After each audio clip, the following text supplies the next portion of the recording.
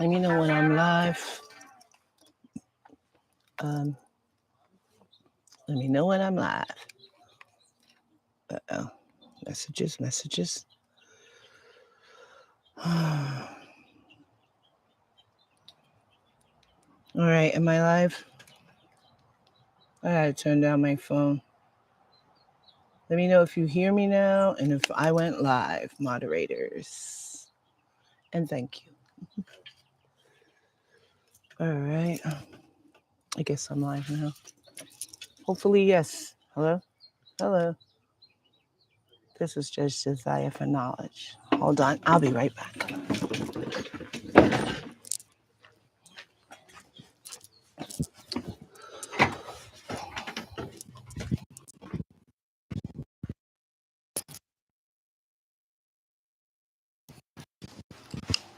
And making sure I'm live.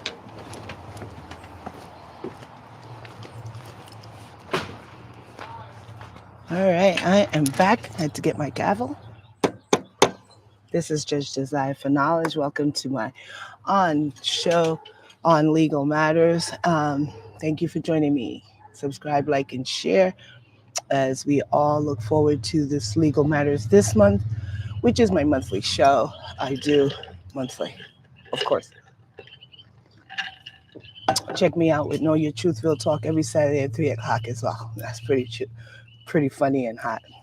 I'd like to hear and talk with you guys on that show if possible. And so let's get into it. So I'm going to do 2 sessions of this show on legal matters, only because it's important on union members and know your bargaining units and especially your rights. So being that I'm a person that always likes to give others, I'm sorry, help others with knowing their rights in all areas of their lives, whether it be their employee rights, union rights, legal rights, whatever rights, discrimination rights. I try to bring it here on this channel for empowerment and self-improvement. It doesn't take an attorney to teach you everything. It's good to have one for counsel, but basically the basics can be handled by yourself where you're not wasting your money on basic parts of cases. So I chose to do this month on my Legal Matters shows, union rights, union members' rights, because all union members should, know your rights and your locals within your union. What I mean by union, locals is a part of the union that actually affiliates with your employer, your title, depending on where you work, your career, what you're doing, your title. That would be the local most likely representing you. And most unions do have locals if they are a major union. Um, there's so many unions out there. I'm not going to name them all.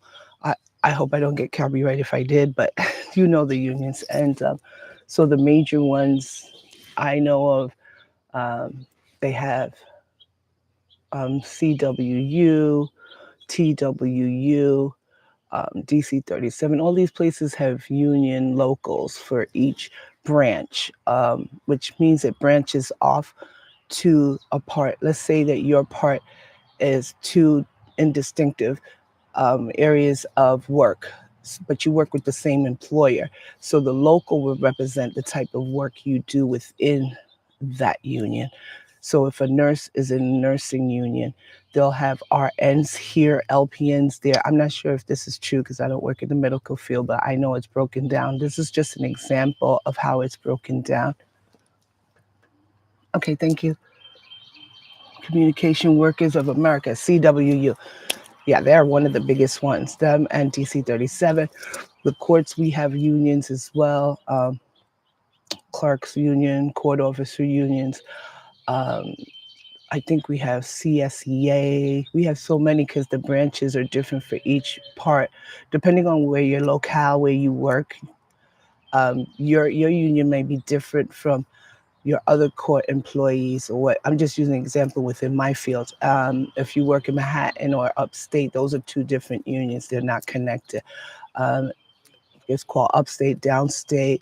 things like that. You're going to have different unions. So find the union that is for you. Some people get a choice of unions within their um, employment, and you should find the best one for you.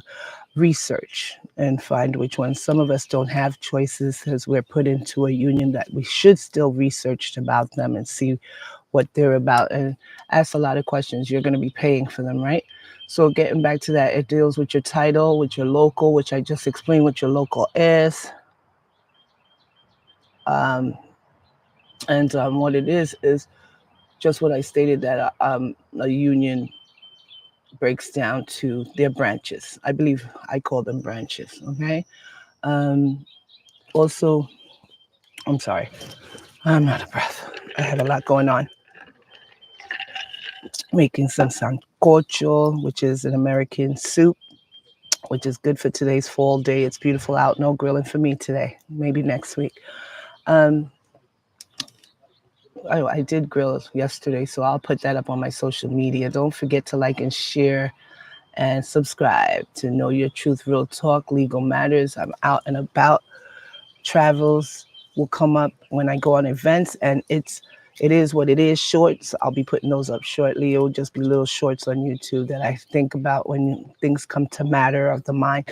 But going back to what we were talking about with the locals and its unions, you find out which local belongs to your part of your employer, your part of your union, and what your job description is like. And once you find that out, you'll be able to do the research, join your union, and do whatever it is if you choose to. No one has to join a union, but if you do, you have to be conscious. I will start off with the most important part of union agreements between the union and the employers for me, and that would be, first of all unions should know the union members should know their rights and what their union delegates for them, um, for their members, and for the contracts and agreements that comes together when they get together with the employee. There is a union contract book that each and every one of you should receive when you're employed or when you get hired and you meet the union and you join it. If they didn't give it to you, you ask them for it.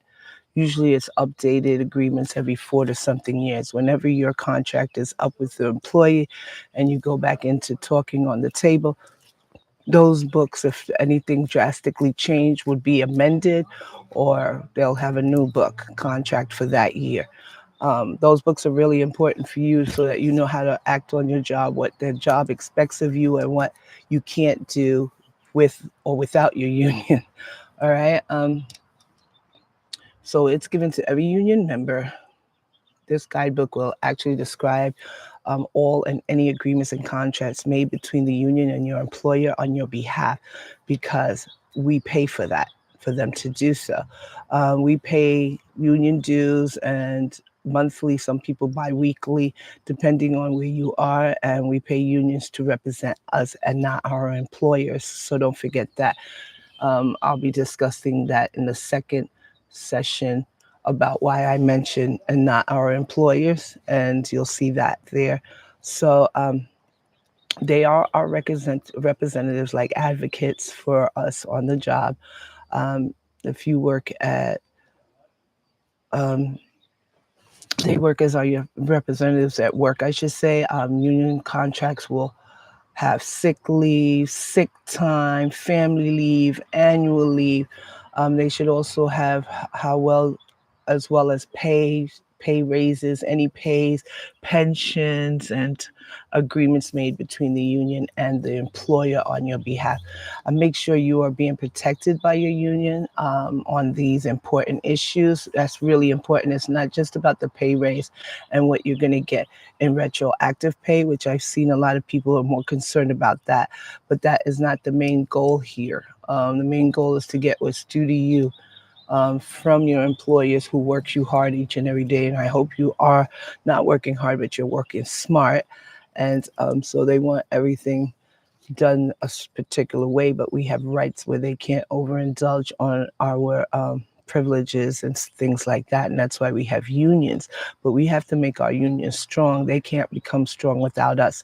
Because if we're not doing our part by going in, denying, naying, yesing things in contracts, saying yes or no, then we're no good to our unions. How strong can they get? And then we're allowing them to do whatever they want behind the backs. And I'll explain that in session 2.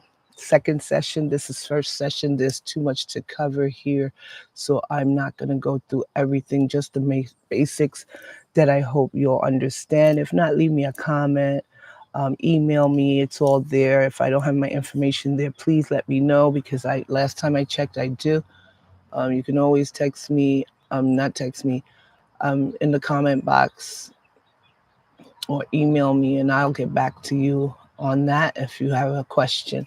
Make sure you are being protected by your union on these important issues. When the time comes, you will need to know exactly what to vote for and what to expect from your union. I see a lot of people that have not done their part, finding out more about their union. Some people don't have time to go to meetings. That's okay, but try to meet 1 or 2 sessions. They're not, some are quarterly, some are once a year. I don't know. I just know that you do have union meetings, and everyone has their share of how many their union meetings are, how many per year. So if you can make 1 per year to see what it's about, take notes. It's really important. Along with the negotiating of pay and salaries, these are important. And also health insurance is very important. Health insurance policies, pensions, etc., as I mentioned, and what to expect from union negotiating on pay raises, step increases, and cost of living necessities. Now, we know cost of living goes up. Not everyone gets that. I know the state has step increases as well as union raises and a lot of other initiatives. I don't know about city and feds. I only worked for the feds briefly once. I believe they also, I don't think they have step increases, but I'm not sure. All right, so we get also location pay by the state. Location pay, state troopers, all the state workers get location pay as well as step increases. So whatever part of government, because I'm speaking for the government in New York State, that's what you have to find out what your raises are. If you're just going to have one contractual raise, like when I worked for the city, they brag about being the best workers. You're the lowest branch of the government. Don't forget, when you learned in college, government goes by fed, state, and then the city. And I realized that when that was my first job. What happened was I hardly seen any raises, no step increase, no location pay. This is not what it's about, this story, but I just want to implement. A lot of people are getting more than that because they initiated with their union and employer to do so. So therefore, that's why some people get paid more than others, and others may seem to look like they get paid a lot because they'll get a substantial pay at that one time, and then they never move forward. I can pass you by the time I get to 2 years, 4 years, and whatever the case is with step increases and COLA increases. But I'll do that on another show. We're getting back to the union, but this is how pivotal it is for you to understand everything before you take a position with whomever you want the position in whichever government or private entity you decide to do so. Because it doesn't have to always be government. I'm only speaking for government because that's all I've ever have been employed with. So, and the importance of discussing these topics are that they're needed and needed and implemented in the voting process. You have to know these things before you vote and make the mistake, because your employers will talk with your president of your union, your vice presidents of your unions, and the chief of your union.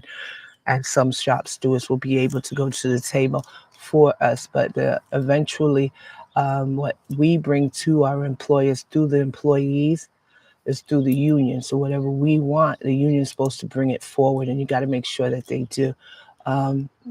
And if the union members aren't happy with the raises or cost of health insurances, et cetera, or whatever the contract states, we're given that opportunity to vote no.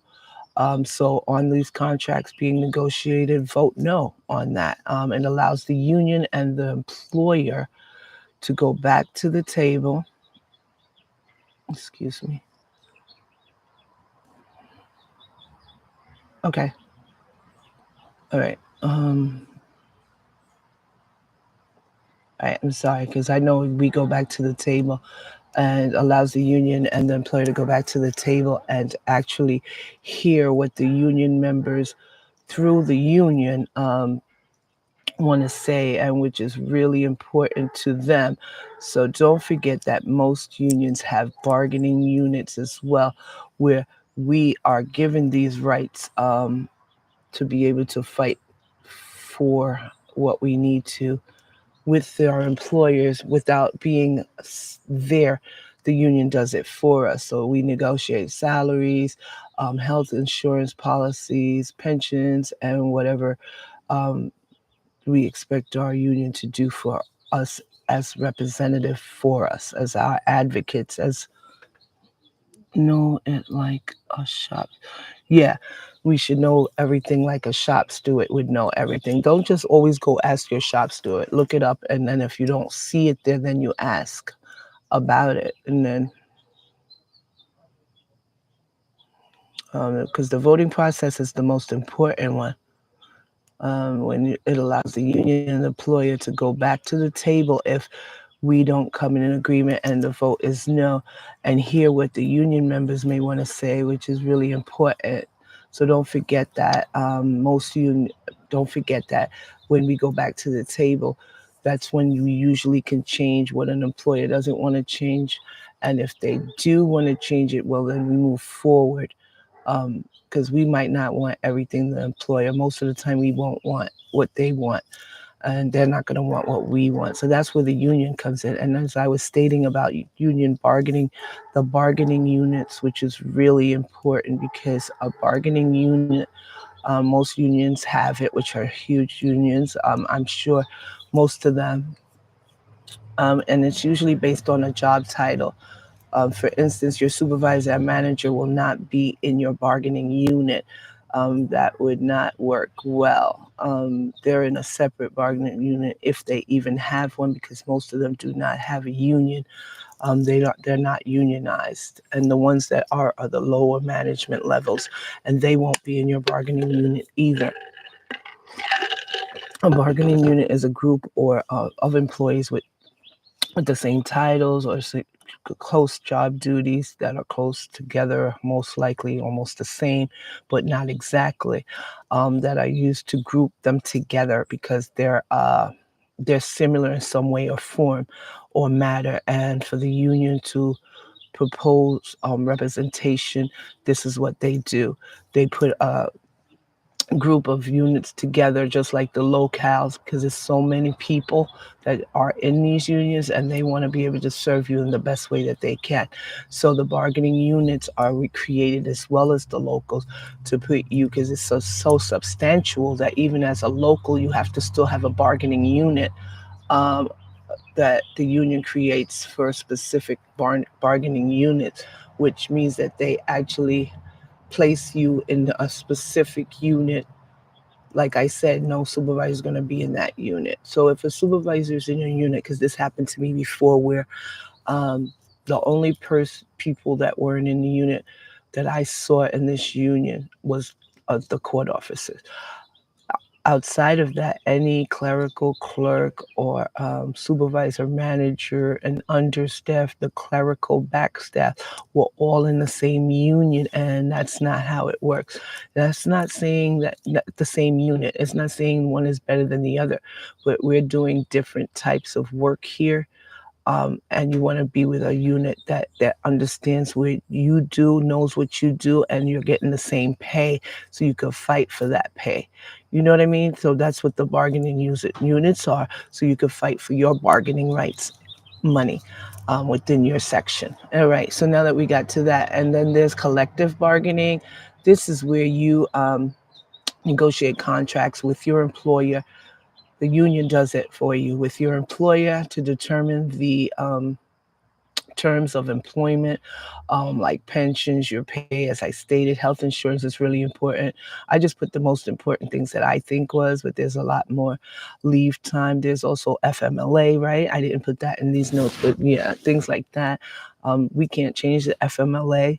but we need to know how they utilize it within their system because it's a law, a federal law, and it has to be implemented as the federal law. I've seen as the federal government expects it to be, or the federal laws, because I'm seeing a lot of people twist those FMLAs within their industries, and we have to look it up and see if they're able to do. The union's supposed to do that for you, but you need to watch the union as well in some cases, and that will be in the session too, because right now it's not required because I want to get through this.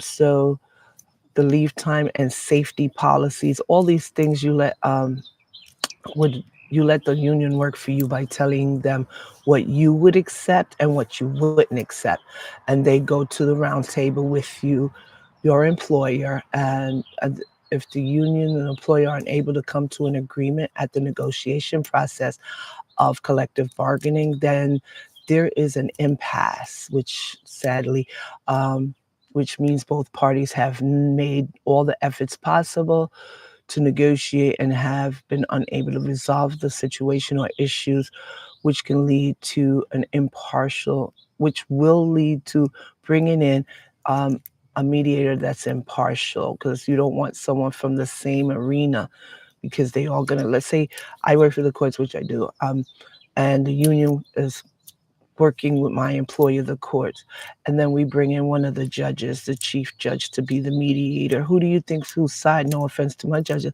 who do you think whose side he or she is going to be on? Not mine. They're not a part of a union. They work for the state court. So no, you're going to get an impartial mediator that gets involved from the law department, depending on if you work, depending, well, from what I remember, they might call the department as a mediator. And what happens here is, depending on if you work for the public, as a public employee or as a private employee, um, then the government or a private industry will be utilized. You'd be given and assigned to, as I was stating, sorry, public employees. Let me get this right. There's a difference between public employees and private employees, and the public is the government, usually the government employees, and the private employees is usually a private industry.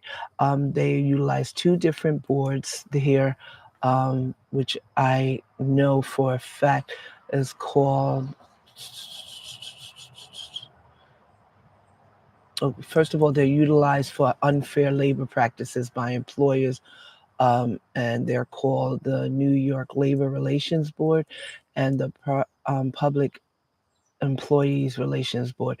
So you have all of this that you can go to that is going to be filed to one or the other, depending on if you're a public employee or a private employee, and that will be known if you ask the questions to your union, or you should know this before you take a job. Which part are you? Are you in a government position, or are you in a private corporation, private industry? Like a shop. So, right. All right, I'm rereading the same thing. Anyway, thank you. Um, so what it's called is, like I said, the Public Relations Board, PERB, and the National Labor Relations Board as well. Your union will know and keep you updated on any impasses or issues between the employer and them, because it has to be a part of you. It's your right to know this, because they're your representative and they bring what you want to the table, what their members ask them to bring to the table, which is why most of the employers won't negotiate certain things. Like higher raises, they won't go past 2%. We've been noticing lately they're trying to do less than 5%, and so on. So these are the things that we need to know, because cost of living goes up, health insurances go up for per individual, per family. And if we're not getting the pay to keep up with that, our rents or mortgages or whatever the case may be for you, then we're not getting, the union isn't doing our job for us, because the government or the private industry, whoever the employer is not going to want to give you more than what they think you deserve. All right. So with that being said, I'm sorry, private corporation. Yeah, it is.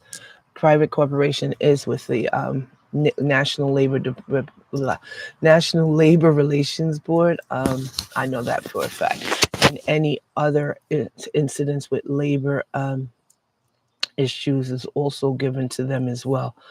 They're pretty big. Labor disputes, I should say. And those are the two type of employers. So when you look, remember which one you are. You should know that from the day of being hired, or even before you're getting hired. You should actually do your research of the company or the government that you're going to work in, and then you'll find out information. All right. Like I said, with the impasse, they will have a mediation done. Um, the union will keep you updated on the impasse, because before that can be settled, no raises or retroactive pays or any changes, modifications of anything would be done in any contract until the impasse is done. And that's why they need the mediator usually. So it will take a minute, you know. Uh, a minute not meaning a minute, meaning it might take a long time, 6 months maybe. I don't know. I've seen it take a long time one time. And they bring their members um, what they required, because we requested it. If any member feels that they are not being properly represented by their union, or a union is not representing a case that has merit, you can actually go up against your union and file and sue them in court. There are other steps that you're going to have to take before court, which would be in the relation board, whether it's PERB or or or the National Labor Board. One or the other depends on who you work for. Again, you do your research, ask your union, and if you can't ask your union, do your research. If you have to take up against the union in any form or manner, which I will put in my second session of union members know your rights, and port workers. Oh, okay. They do. Very good. And it's so funny that I wanted to do union this time, and there was port workers were striking. Now, there's other issues with striking and walking out, and some places cannot do so. Taylor law, things like that. That I'm going to try to get in the next one. If not, there will be a session 3, because this is huge. And people need to know their rights and stop thinking that it's foolishness. We make our unions strong. They can't make us strong without us. So if we're not doing our parts, what do you expect them to do? They're going to do what they want. They're going to do what the manager, or supervisors, the employers want, because they don't have enough members coming out and reaching out to them and letting them know, what, no, we demand this. This is our right to do so. The only time I see members most of the time, and it's not true with everyone, but in some areas where I transferred and stuff, the unions are, pretty much, sometimes they're tied together and it's huge, and sometimes they're separate. And sometimes it's so weak with the membership that you feel like you're the only one, and then they go vote. And what do you hear from them when you ask? I just wanted my raise and my retroactive. Whatever happens after, I'm young, I'm good. You know what? You're not going to be young forever. That's one. Get your health insurance now while you can, as the cheapest, because the employer puts a half of theirs. They have to come up with half on your pension and half on your employment. And you need that, not employment, I'm sorry, your health insurance. You need that when you retire in the future. Don't think about, oh, I'm not worried about that yet, because before you know it, it's going to flash up and you're going to wish you did do it. And you did go to those votes, because I've seen these new tiers that state government have, and it's shameless. But we'll talk about that on the next show. That's why I have shows, right? Contract extended. So going back to the port workers, they reached an agreement. Thank you for the information. Contract extended until January 15th. Just like I stated, sometimes they'll be in an impasse. They didn't go through an impasse, but they extended the same contract. They didn't make any modifications. I'm assuming they extended it so that they could keep these guys working. They're going back to the table now, is what I assume, because I was a shop steward, almost chief, but I didn't want that responsibility at that time. I had too much going on. So what happens here now is, once January, they go back to the table. All these workers are to bring in every item of things that they have noted, put it in writing. for yourself and tell your union. Okay, you're supposed to vote with the union. The union works for you, not them do for them. So I'm gonna move along now because I have my sancocho already. I can't wait. It's really good. American, it's a Spanish soup, but with two types of meat. You can use two types of meat. I use one. It's pretty cool. Today I'm using smoked turkey and a lot of stuff, yuca instead of potatoes, carrots, everything in there.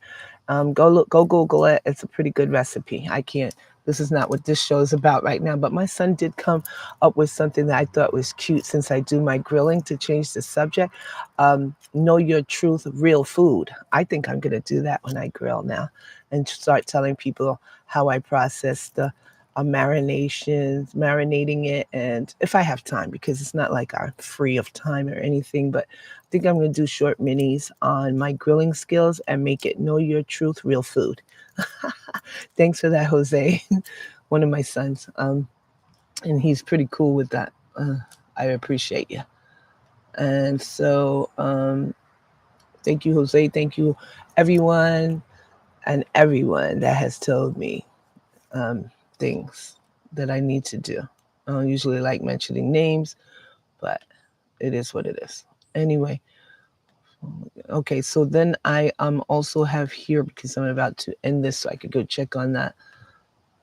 Like I said, if you feel like you're not being properly representative, there's ways for that. Watch session 2 coming up next month, October, no, end of November, because this is supposed to be the end of October, the end of September's show. Okay, so the end of October's show is next. I'm sorry, I'm pushing ahead because we're in October. This is September ending show on Legal Matters, because I do it monthly of every month, at the 4th week of every month. I might be a little delayed, but I'm usually in the first week into October. I try to get it there because I have your know your truth real talk show that I did last week, and so I said I would do the Legal Matters this week, which is my monthly. So pay attention to that one. My Legal Matters will come up in October, session 2 on union members and union rights. I'll remind you again about it. And so on the next Legal Matters show, as you know, I will be doing that and giving you what I will discuss. First, I'll discuss the steps of filing grievances. I'll also discuss when you should or shouldn't talk to supervisors with or without your union rep, and I'll tell you why. Really important on that one. And know your truth about unions who sleep with management. And when I say sleep, it's not what you all nasty people think. Everything that sleep is not, it's hypothetical.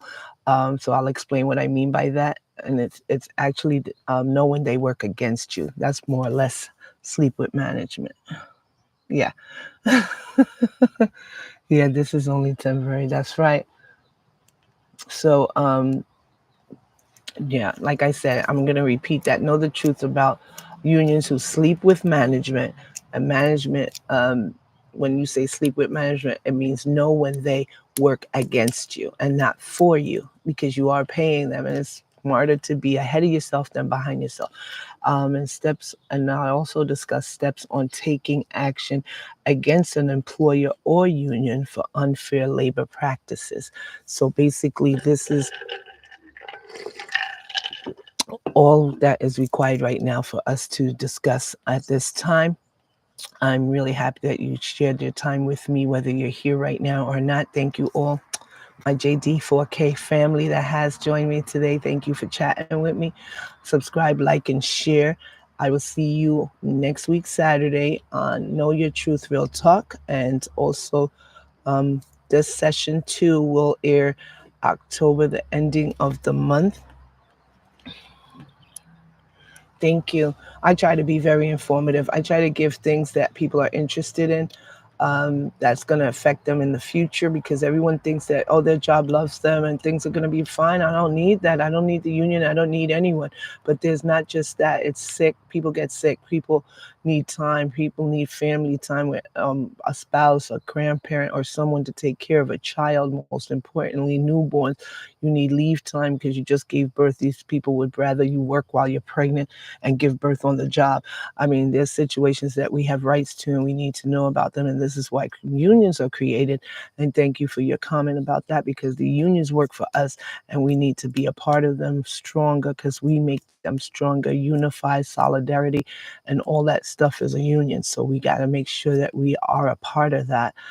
We pay them for it. And if you're so worried about pay raises and stuff, make sure you're in your union to get those raises that keep your job, because then a lot of employers will take you out with just one simple mistake that you haven't followed in that contract or in that guidebook. So be very careful with that. And I'll get you on the session 2 with the rest. I must go. Union. Yes. Union, yes. So with that being said, I just wanted to say On Legal Matters has adjourned with Judge Desire for Knowledge. And thank you for joining me. Subscribe, like, and share. Don't forget, there's people out there that want to that don't know this video and my shows on legal matters or Know Your Truth Real Talk that would like to actually. I know you can hashtag, but some people, they're not going to get it. There's too many people on YouTube. So liking is free, sharing is free, and so is subscribing. So if you want to see session 2 of this union rights, know your union rights, members' rights, you know what I mean, then make sure you subscribe to get it on the next one. You don't have to watch every video I put out, but there's going to be that one video that might call your name, and then you'll be like, I'm glad I checked in. Don't forget. All right. So I'll see you on the next one. Blessings to you all. Have a great weekend. It's a beautiful day. Enjoy it. Stay safe. And I'll see you next one. Ciao.